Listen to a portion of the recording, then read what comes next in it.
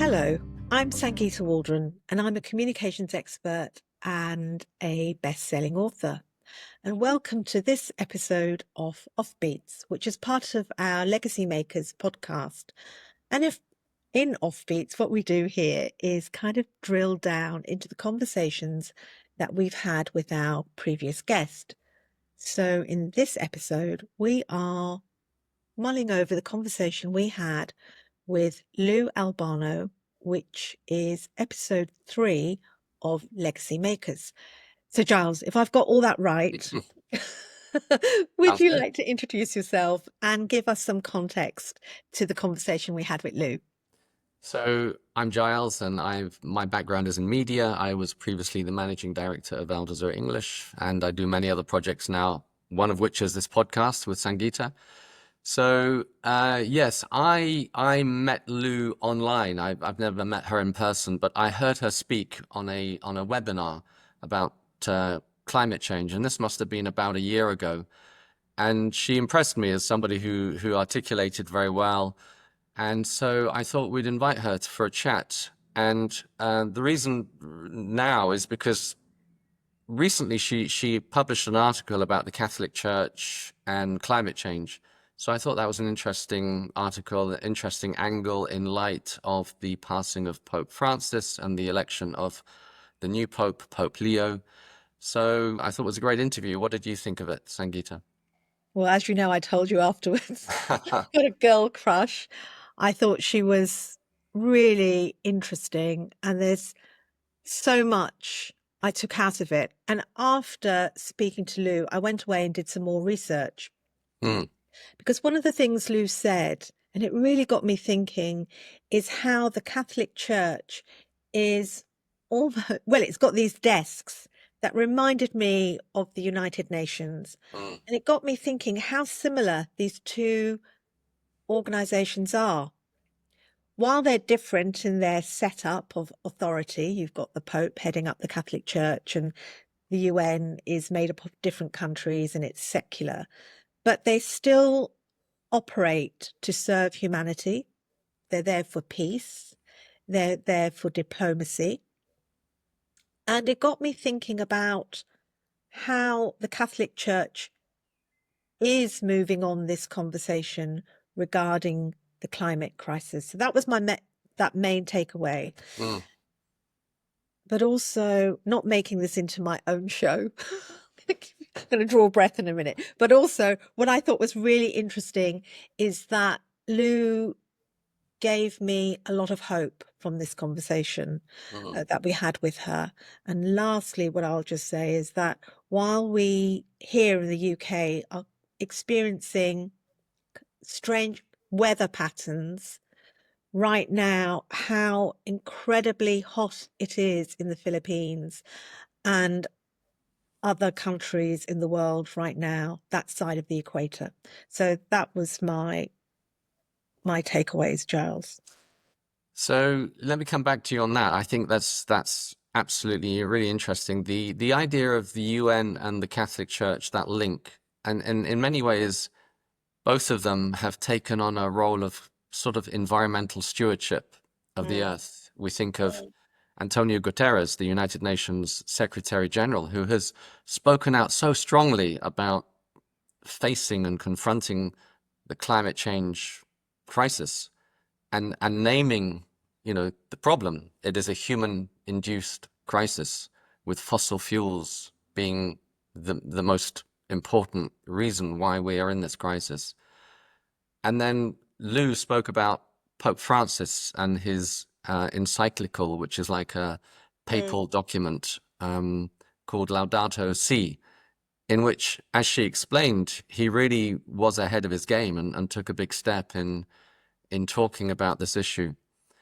And if I may give a little bit of my own thinking behind this, I think there's an opportunity here for religion and science to come together, faith and reason. And, in the past, there have been great clashes between science and religion. You think of Galileo. The church was, challenged by his thoughts about Earth revolving around the sun, because up until then, the Catholic Church and others had thought that, Earth was the center of the universe. Mm. You think of Darwin, Darwinism and the theory of evolution, and how that has challenged traditional religious beliefs about everything coming from a divine being. And so now I think there's a chance for the church and religions to take on this role of environmental stewardship, to talk about protecting the climate as kind of a sacred duty, and talking for the marginalized, the impoverished, the poor, who are often the people most affected directly by climate change. And I think there's a role here for religious leaders to influence and mobilize their faith, their believers, around this idea of climate and protecting Earth as a sacred duty. What do you think of that, Sangeeta? As you were speaking, I was thinking, this is not new, right? This is not new thinking, because Indigenous communities around the Mm, world mm, call themselves guardians of the earth. And they've been banging this drum, mm, you know, for years and years and years, and we have just been deaf to their call. And so, and just on this, Pope Francis did acknowledge the Indigenous communities and their wisdom and their role in protecting our planet. So, and I think that we need a very joined up approach to this. So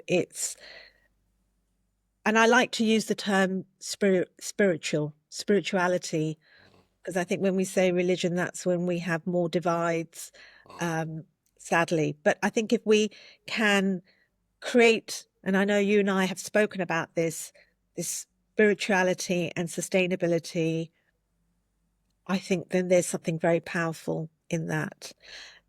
And also just on that in itself, on spirituality, I think there are a lot of young people now looking for something more, which they can't find online. You can't find that sense of belonging and well-being online. It's research has shown that. So we do have to go out into nature. We do have to connect with Mother Nature for that spiritual connection. And that also made me think we need to protect our green spaces. And going off piste a little bit here, the Mayor of London has talked about how now he's going to reverse his policies on not, well, first he said he wasn't going to build on green belts, and now he is thinking about building on green belts. And I think we do have to solve the housing crisis, but there must be better ways of doing that than building on green belt, because then we'll just be living in concrete blocks. So there's a lot of thought there. Yeah, I mean, I think this link that you spoke about between spirituality and sustainability is something that I think is increasingly going to, it's not new, of course, and indigenous wisdom has been so important and remains so important, and I think will be even more important, coming back to our roots. And of course, neither of us are Catholics, but it was very interesting to talk to Lou about Pope Francis and how she said he was ahead of his game, because he does represent a major religion in the world. And yet I think there are common themes among religions for this idea of environmental stewardship, looking after planet Earth. And then that goes into spirituality in general, larger spirituality beyond any doctrinal established religion. And as I said, the link between spirituality and sustainability. And I think there's an interesting opportunity here as well. This is my own conjecture, so let me just put it out there. We have an American Pope now, and I think he can provide. I'm sure there are many reasons why he was chosen as Pope, but perhaps one of them, and this is my conjecture, perhaps one of them was the fact that he could, being American, provide a kind of moral counterbalance to President Trump, who is, of course, many of his followers deny and downplay climate change. And so maybe there's an opportunity here for the new Pope to, again, use his influence as somebody who's a leader beyond borders to appeal to people who might otherwise have followed some of the ideas, thoughts, opinions of Mr. Trump and his administration in denying and downplaying climate change. Perhaps, again, that's just my conjecture, but let's see what happens. It's going to be an interesting thing to watch. Just quickly on that, I'm with you on that, because I remember so clearly watching the announcement, at the Vatican, all the cardinals on the balcony, and they announced Pope Leo, and they were all stood there, and they looked like the cats got the cream when they made the announcement. I thought, almost in my mind, I thought, yeah, they're rubbing their hands and thinking, take that. Let's see now what's going to happen in the world. And, Pope Leo's been in his first sermon, which was last Sunday, he talked about peace in the world, and he also talked about the planet in very loose terms, but I think that is positive. That's very, very positive for us all, whether we're Catholic or not Catholic. I think this is positive for the planet. Yeah. So our final question to Lou is a question we're going to be asking all guests. What would you do if you were the leader of your country, and what's the one thing you would do to save the planet, save humanity, address the climate challenge? And she talked, the first thing she mentioned was about giving everybody seeds, but then she said, quite rightly, I think, you can't kind of plant your way out of this crisis.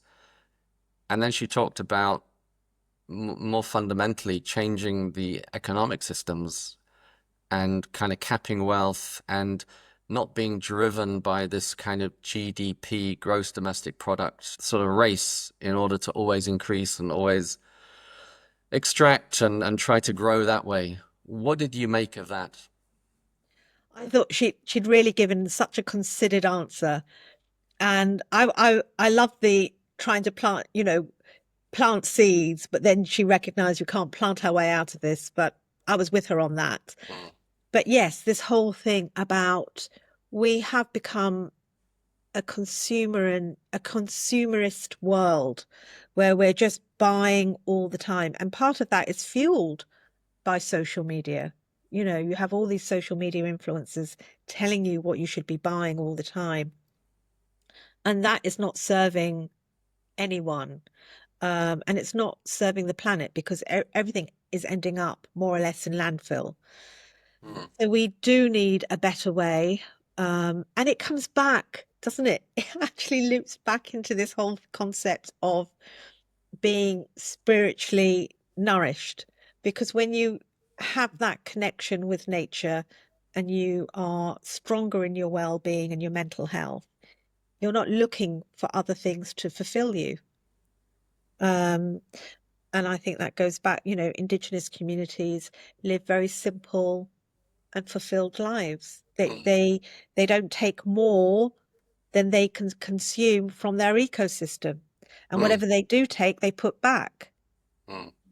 So it reminds me of something I heard you say on another podcast, and you've made it in your book, what will your legacy be? The idea of legacy used to be something that you'd think of later in your life. What your argument was is that legacy now is something that even teenagers are going to have to think about.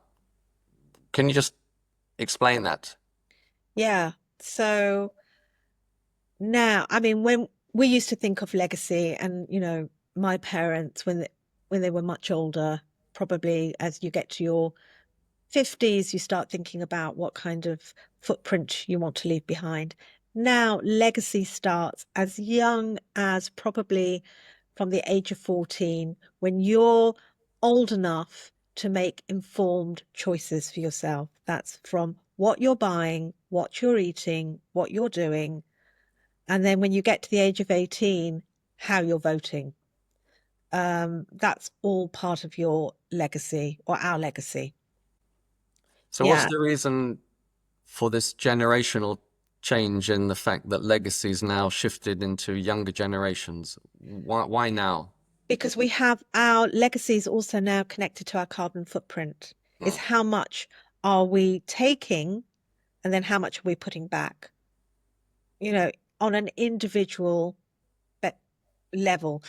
Lots of people always say to me, what can one person do? One person can do so much just by changing your own habits, just being more conscious about what you're buying, how much plastic you're using, how much petrol you're using, because we're all using petrol, and we might not even know it through plastic bottles. Plastic bottles are made of petroleum, to whether we are driving to our school or destination, or can we walk and use public transport? So that it's down to that level of how big is our carbon footprint, because that's wrapped up with our legacy. That is our footprint, you yeah. know. And of course, that's the driver of the climate change, one of the main drivers, the emissions, carbon footprint, going back to fossil fuels, which Yeah. is science says is, one of the if not the main driver of the climate crisis that we're facing. Yeah, and you've brought it full circle, Giles, because it shows everything is connected. Nothing is standalone. Everything in this whole climate conversation is political, is about what the choices we're making. It's about what we're buying, what we're doing, how we're thinking. And yeah, I think it comes down to what we're thinking and what Mm, we're doing. mm. Now, you said, I didn't realize that through our conversation with Lou, you dropped something and you said that you'd been to two COPs. I, Yes. I wasn't even aware of that. So Yeah. which ones were they? And Oh my because we God. asked Lou, what did she think of COP? I don't think we've ever had this conversation about No, we haven't. what Now you I'm going to thought be of COP. showing my age. Thanks, John. I don't know which COPs you've been to. So Yeah, I mean, first of all, this year is COP 30. What does that tell you? We still haven't sorted it out. We should have sorted this out in COP 1. Anyway, I went to COP before it was called COP. And at that time, what, before COP 1? yeah, before COP 0, whatever you'd Okay. call, yeah, point zero. So it was called the Earth Summit. And I went, I think it must have been 2002 or one, I can't remember, 2001, 2002, and it was in Johannesburg. And Ah, at that time, it was called the Earth Summit. That was my very first COP, as we know it now, and it was incredible. And I was in this house full of the biggest environmental leaders that you can think of. We were all house sharing, so people like Vandana Shiva, people from Friends of the Earth, people, the Brazilian environmental first secretary, uh, and it there were myself and a few other, because I was quite young at that time, a few other young people, and we were all sharing the washing machine, hanging out our washing. It was very surreal, but the most incredible experience. And we were also sharing, we had the privilege of getting to know shamans from South Africa, which is part of their indigenous community, and how what nature is telling us mm, and what nature wanted from us at that COP. And then I went to something closer to home, COP 26 here at Glasgow, when we were mm, still going through the pandemic. And that was just incredible. It was a lot of hustling. It was packed, even though we were still in the pandemic. It was very, very busy. mm, And had, it was a very surreal moment. And I met the Prime Minister, Narendra Modi. mhm. And Indian Prime Minister. the Indian Prime Minister. Indian Prime Minister, and I still had my mask on. And I remember he called me out. I went to him, and he was asking me in Hindi who I am, and he couldn't hear me very well because I had this mask. And then I kept shouting and shouting. And in the end, he understood what I was saying. And then he said to me, "Get your phone out. Let's take a selfie." And I was like this rabbit caught in headlights. And I still got my mask on. He's no mask. And we took this photo. And of course, it did all the family WhatsApp rounds. Yeah, so two very different cops. And what I would say at COP, whether, whatever you call it, at these big international meetings, they are incredible places for serendipity. Mm. Um, because it's a level playing ground and you just don't know who you're going to be sat next to or in a queue with. Have you Right. been So to COP? I've never been to a cop, no. So this sense of networking and meeting people unexpectedly, even meeting strangers who you might have connections with. Well, I was at that time, I was writing my second book about corporate social responsibility. And I had been, before I went to the COP26 in Glasgow, I had been reading about this French um, ESG champion. She was like a force, like a hero almost when I was reading about her. And I was thinking I would love to interview her for the book. Anyway, I was sat at this table. I was taking a breather because there's so many people, you need sometimes time out. And I Mm, sat at this table and I got chatting to the woman on my right. And we were laughing because we were people watching. And then she said to me, "Oh, what do you do?" And I told her, and I said, "Well, and I asked her, "What do you do? What's your name?" And she told me her name, which was Eva Sandon. And I said, "Oh my God, I have just been reading about you and I've been wanting to interview you for my book. Can I?" And mm. that's, yeah, Wow. And yeah, you got her. yeah, Yeah. Well, in our interview with Lou, one of the things I remember her saying was her experience at COP, because she was at Baku, which is COP 29, was a lot of walking because it's a yes. huge event, and she described how she broke one of her shoes. But yeah, it sounds like it's at least these days it's a kind of massive event. Yeah. I mean, even in South Africa, it was huge. Yeah. And somebody was going to COP in, I think it might have been Baku or the one before that. Where was the one before? Yeah. Abu Dhabi, wasn't it? Yeah. And they asked me, what should they pack? And I said, make sure you've got comfortable shoes or trainers because you'll be just doing so much walking. Mm. And he came back and he said to me, that was the best bit of advice because I mean, you're doing more than your daily 10,000 steps, let's put it And that that's way. because it's sprawled out over so many pavilions or tents or buildings. Yeah, but also everything. So sometimes you're going back on yourself because things are in different rooms. Mm, And yes, there are pavilions all over the place, and then there are events and the fringe events mm, which you might want to go to in the evening, mm, which are on the outskirts of the main COP mm. venues. So there's a lot going on, and you're just on your feet, and then you're queuing to get into stuff and you're hustling to get into stuff. You know, and there's lots of doorkeepers, gatekeepers, Mm. and you've got the UN soldiers. Sometimes you've got to convince them that to get into the room. Wow. Yeah. Great. Well, the next COP coming up in Brazil in November. Mm, that's going to be an interesting one. Mm. Yeah, we'll Mm, wait and see. yeah. I don't What? think we'll be going to that one. Okay. Well, if we do go, we'll be sure to wear our training shoes. Okay. Sangeeta, anything else to add? No, just nice chatting, Giles, All right. and Yeah. looking forward to our next guest. Yes. Okay. Well, see you soon. Bye bye. Bye.